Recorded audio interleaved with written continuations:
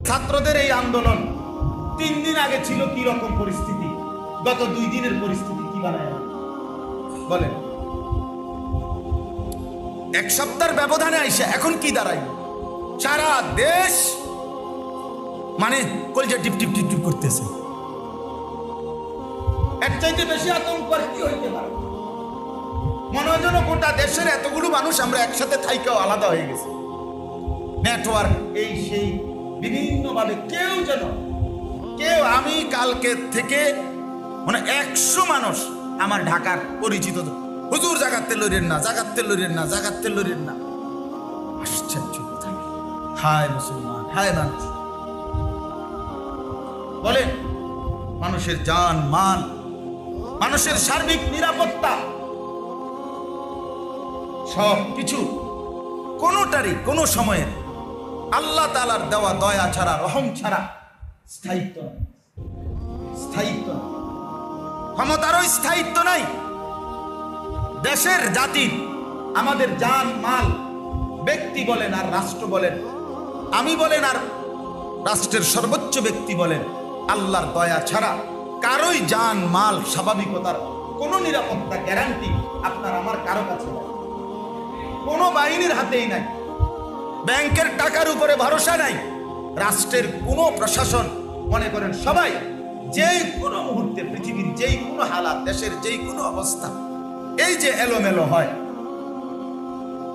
তাইলে আমরা যদি আল্লাহর দিকে ফিরে না থাকি, আল্লাহর সাথে রবের সাথে যদি আমাদের সম্পর্ক না থাকে, আমাদের আল্লাহর সাথেই যদি আমাদের সম্পর্ক না থাকে, সবচেয়ে নিরাপদ বাঁধন, মজবুত বাঁধন, সবচেয়ে একবারে দৃঢ় বন্ধন বাস্তবিক অর্থে দুনিয়ার কোনো দল, দুনিয়ার কোনো ব্যবসা, দুনিয়ার কোনো কামাই রোজগার, দুনিয়ার কোনো সন্তান, দুনিয়ার কোনো চাকরি, কোনো কিছুর উপরে আপনি একেবারে মজবুত আস্থা রাখতে পারেন না। দৃঢ় আস্থা একমাত্র আল্লাহর সাথে। বাস্তবতা এইটাই।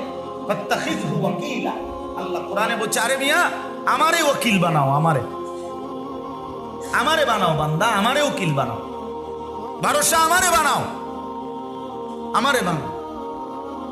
নেতা আছে, কর্মী আছে, এটা আছে, ওটা আছে, টাকা আছে, ব্যাংক আছে, ব্যালেন্স আছে, বিদেশে ফুট আছে, দেশে টাকা আছে, বাজারে জমি আছে, না না, এগুলো কোনোটাই কোনো কিছুই কি নয়, স্থায়িত্ব। মুখের হাসি, চোখের পানি হইতে দেরি হয় না। আল্লাহ আমাদেরকে মাফ করে দেন। দোয়া করেন দিল থেকে, বেশি বেশি দোয়া ইউনুস করেন। হ্যাঁ, দেশ জাতির জন্য সবাই দোয়া করেন।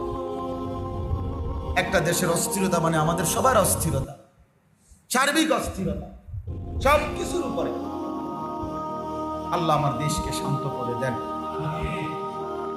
ওয়াহুয়াল্লাযী জাআলাল লাইলা ওয়ান নাহারা খিলফাতাল লিমান আরাদা আন ইয়াযাক্কারা। আল্লাহ বলেন, অতএব আমার স্মরণ, আমার জিকির, আমার বন্দেগীর জন্য বান্দা আমি রাত্র দিন এনেছি, তুমি আমারে ভুলো না, আমারে ভুলো না, আমারে ছেড়েও না বান্দা, কষ্ট পাইবা, আমারে ছাইরা কেউ কোনোদিন সুখ পায় না। আওয়ালাম ইয়ালাম আন্নাল্লাহা কাদ আহলাকা মিন ক্বাবলিহি মিনাল কুরুন মান হুয়া আশাদ্দু মিনহু কুওয়াতান ওয়া আকসারু জামাআ।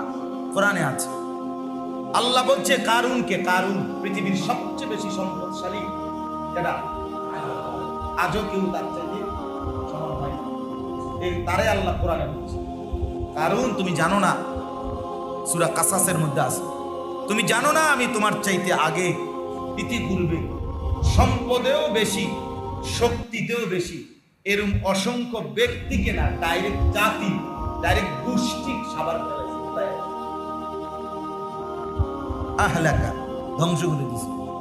তোর মতো বেটা একজন, তুই বেটা কার, তুই আমার লোকে মাতবরি করস বেটা, ফাজিল কোথাকার। এর চেয়ে পরে ডাইরেক্ট আস্তা কওমে লূত, কওমে হুদ, গোটা নূহ আলাইহিস সালামের কওম সব তসতস করে ফেলছি আমি, আর তুই একজন বেটা অহংকার করো। এই জন্য আমরা কেউ না, কারো জন্য অহংকার করা, যে কোনো ভাবে, টাকা দিয়ে হোক, ক্ষমতা দিয়ে হোক, সম্পদ দিয়ে হোক, সন্তান দিয়ে হোক, বর্তমান অবস্থা দিয়ে হোক, শরীরের সুস্থতা দিয়ে হোক, যৌবনের বড়াই দিয়ে হোক না কোনো কিছু দিয়ে, কত যুবক হসপিটালে, কত যুবক পঙ্গু, কত যুবক প্যারালাইজড, কত নৌজওয়ান হাসছে খুশতো, আবার আজকে আপনার অসুস্থতা বিছানা। তাহলে এরকম আছে না, বলেন না কেন? এই জন্য আমরা আজকে শক্ত করে বললাম, মেহেরবানি করে দয়া করে প্রত্যেকে এটা ফিকির করবেন। কেন নামাজ পড়বেন না? কেন সেজদা করবেন? কেন আল্লাহকে ভুলে যাবেন? কেন হারাম রোজগার করবেন? কেন স্ত্রী পর্দা করবে না? মেয়েটা কেন পর্দা করবে না? ছেলেটা কেন নামাজ পড়বে না? বাপ, আপনি কেন ভাবতেছেন না যে এটাও আপনার দায়িত্ব? আপনি পারতেছেন না তো কিভাবে পারা উচিত? ছেলেকে কিভাবে নামাজি বানাইতে হয়, মেয়েকে কিভাবে পর্দানশীল করতে হয়, স্ত্রীকে কিভাবে পর্দানশীল করতে হয়, নিজে কিভাবে হারাম থেকে বাঁচা যায়, হারাম রোজগার থেকে বাঁচা যায়, এর কি কোনো বুদ্ধি ওলামায়ে কেরামের কাছে নাই? কোনো সমাধান নাই ইসলামে? আপনি জিজ্ঞেস করেন। আলহামদুলিল্লাহ, আমি তো এবার হজের সফরে দেখছি 128 জন সাথী আমাদের সাথে ছিল আমার কাফেলায়। অসংখ্য মা, খুব ভালো লাগছে। প্রথম থেকে যখন নিয়মিত আমি বয়ান করছি ওনাদেরকে, পরে দেখছি অনেক সব হাজি সাহেব তো স্বাভাবিকভাবে একটু বয়স্ক, রিটায়ার্ড পারসন, অথবা টাকা পয়সা আছে জমা, যার টাকা আছে হেই তো কি যায়, হজে যায়, কথা বুঝছেন না? যার কারণেও প্রত্যেকের টাকার মধ্যে কারো কিস্তি, কারো এই, কারো সেই, কারো চাকরির থেকে পেনশনের এগুলা অনেক কিছু। আলহামদুলিল্লাহ, আমার একটা ভাল লাগছে যে সবাই জিজ্ঞেস করছে পরে আইসা হুজুর আমারটাতে এরকম এরকম, আমনে হুজুর আমার এটা বুঝাই দেন। মানে একটা ভয় দিলের মধ্যে কাজ করছে। তাহলে জিজ্ঞাসা করছি, তা আমি যে দূর পারছি বলছি, যেটা পারি না এটা বলছি, আমি জিজ্ঞাসা করে দেবো, জিজ্ঞাসা করে দিছি। সবটা আমি জানি, আমি এটা বলতেছি না। সব আমি বলতে পারবো, এটা আমি বলছি না। কিন্তু উলামায়ে কেরামের কাছ থেকে আপনি জিজ্ঞেস করেন, জীবন চলার জন্য পাথেয় গ্রহণ করে। আল্লাহ আমাদেরকে তৌফিক দান করে, আল্লাহ আমাদের সবাইকে ভালো রাখেন।